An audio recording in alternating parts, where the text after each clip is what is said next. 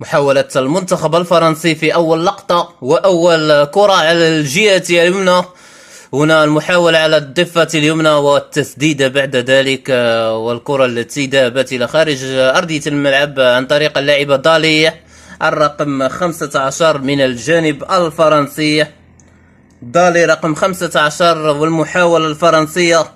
كنزة دالي منتخب كولومبيا صباح هذا اليوم الثلاثاء 8 أوت 2023 تجاوز المنتخب الجامايكي هدف مقابل 0. كولومبيا تأهلت على حساب جامايكا هدف مقابل 0 في آخر المباريات.